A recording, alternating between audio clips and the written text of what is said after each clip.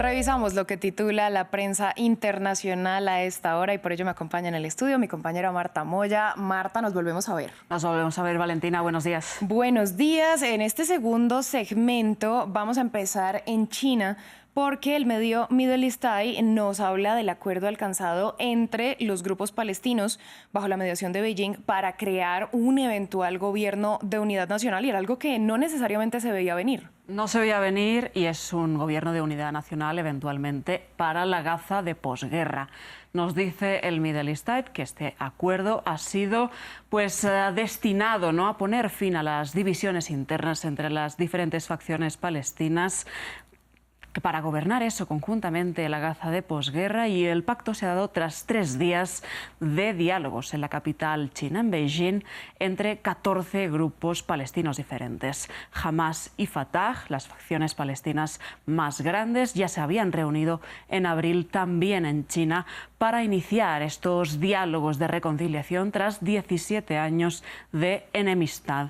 Recordemos que Hamás gobierna en la Franja de Gaza y Fatah, bajo el mando de la Autoridad Palestina, lo hace de manera parcial en la Cisjordania ocupada.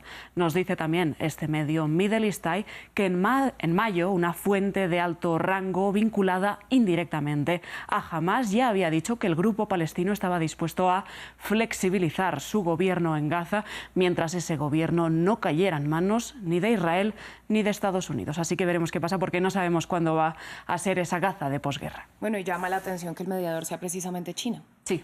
Vamos a ver qué sale de allí, Marta. Y vamos ahora a comentar, porque justamente esto es algo que pasa mucho, y es que nos acostumbramos a las cifras que van creciendo, pero es una emotiva carta que una madre le escribe a su hijo cuando cumple su primer año de vida en medio de esta guerra en Gaza, y la encontramos en Al Jazeera. Sí, Valentina, una carta que el medio Al Jazeera titula así: Carta a mi hijo, el día que cumples 1 año, siento alegría y tristeza. Es una misiva escrita por Maram Humaid a su hijo Eyas desde la carpa que la cadena qatarí tiene a las afueras del Hospital Al-Aqsa en la ciudad gazatí de Deir al-Balah. La carta empieza de esta manera: ¿Quién podría haber previsto que la guerra eclipsaría tu primer año, haciendo que los sonidos de misiles, aviones de guerra y drones de reconocimiento estuvieran entre los primeros en aparecer en tu vida? A diario, estos padres luchan por conseguir las necesidades básicas, ¿no?, para su hijo, desde agua limpia a la fórmula para comer, pañales o la ropa. La carta sigue así: Estás creciendo sin la energía de tu padre y la mía, agobiados por la tristeza, la depresión y las circunstancias que nos rodean. Un niño de tu edad no debería soportar una vida tan dura. Esta madre, nos dice Al Jazeera, preparó, ¿no?, toda su casa hace 1 año para recibir a su hijo, pero esa casa en los últimos meses ha quedado en ruinas. La carta sigue así: Tus únicas pertenencias son unos libros que logré comprarte unos días antes de que empezara la guerra y que también logré llevar conmigo en cada evacuación desde entonces. Pese a todo, dice Al Jazeera, la llegada de este niño a esta familia fue un poco de consuelo, ¿no?, en medio de toda esta masacre. Acaba la carta: Esta guerra acabará pasando y tu risa seguirá siendo un símbolo de nuestra fuerza. Feliz cumpleaños, pequeño mío. Y sin duda es que me emociona un poco, ¿eh? Una radiografía bastante cruda, bastante difícil de lo que está pasando realmente entre los civiles en la Franja de Gaza. Pues sí, Valentina. Vamos a cambiar de tema, Marta. Nos vamos a la esfera rusa. El viernes pasado, Evan Gershkovich, el periodista estadounidense de Wall Street Journal, fue sentenciado a 16 años de prisión por lo que Rusia dice es espionaje.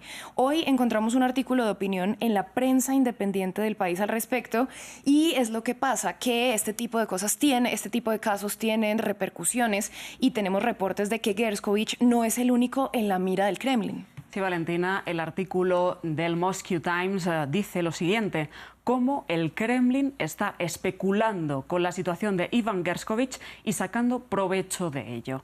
El gobierno de Vladimir Putin estaría instrumentalizando la condena al periodista del Wall Street Journal a 16 años de cárcel por espionaje para conseguir objetivos estratégicos contra Estados Unidos. Dice este artículo de opinión: si se produce un intercambio de prisioneros en el que participe Evan Gershkovich, el presidente ruso maximizará sus ganancias propagandísticas diplomáticas entregando a un espía estadounidense. Ese eventual intercambio de prisioneros serviría asimismo como confirmación de que estas tácticas son un medio aceptable y eficaz para que el Kremlin consiga lo que quiere en un futuro. Y nos dice también a la BBC, como decíamos, que Gershkovich no es el único periodista perseguido por Rusia. Ayer también supimos que fue condenada a 6 años y medio de cárcel la periodista ruso-estadounidense Alsu Kurmasheva, editora de la Radio Free Europe, por presuntamente difundir noticias falsas acerca del ejército ruso, algo que está penado, recordemos, desde el inicio de la guerra en Ucrania en febrero de 2022. La periodista fue arrestada en octubre pasado por no registrarse como agente extranjero, nos dice la cadena británica. Bueno, y algo que deja en entredicho también el futuro o el presente del periodismo en ese país. Vamos a aterrizar en América Latina porque tenemos a la vuelta las elecciones presidenciales en Venezuela, algo que llama la atención del mundo, que seguramente va a tener todo este foco. Y el país nos habla del comando de campaña de Nicolás Maduro. Un comando de campaña, Valentina, que dice El País que la gente que rodea al presidente son los más fieles, astutos y bregados en contiendas electorales. Habla este medio español de figuras clave del chavismo como Jorge Rodríguez o Diosdado Cabello, elementos clave para intentar salvar una revolución bolivariana desgastada tras 25 años y que amenaza, ¿no?, una victoria opositora. Jorge Rodríguez es la figura más clave, es el presidente de la Asamblea, negociador de Barbados, también responsable de hablar con Washington y de proteger a Maduro, ¿no?, de todo lo que le afecte. Dice El País de él que es un aventajado de la construcción propagandística. A él le acompañan otras figuras, ¿no?, como Diosdado Cabello o la vicepresidenta Delcy Rodríguez. El chavismo planea cerrar su campaña con actos masivos y multitudinarios en los 23 estados venezolanos, además de la capital, al más puro estilo de los mítines multitudinarios de Hugo Chávez en su época boyante. Pero dice El País, la situación actual del movimiento dista de aquellas épocas de gran arrastre popular. Incertidumbre en Venezuela, veremos qué pasa en estos días. Sin duda, vamos a ver cómo le va al mandatario. Y vamos a cerrar velozmente en Colombia con los reportes de los medios acerca de una noticia que a algunos nos genera bastante satisfacción, a otros no tanto. Es la prohibición de la tauromaquia a escala nacional que sancionó ayer el presidente Petro. Sí, Valentina, la ley, nos dicen los medios locales colombianos, no entrará en vigor hasta el año 2027. El Congreso ya votó esta ley a finales de mayo, pero fue ayer cuando la sancionó el presidente Gustavo Petro en la Plaza de Toros de Bogotá. Ahora ya no será más una plaza de toros.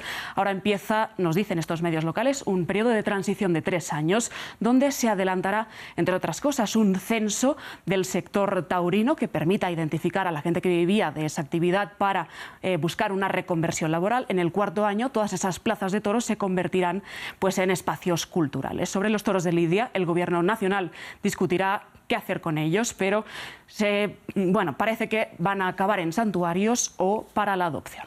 Bueno, pues ojalá se les respete su vida. Marta, a usted muchas gracias por esta ampliación. Gracias, Valentina.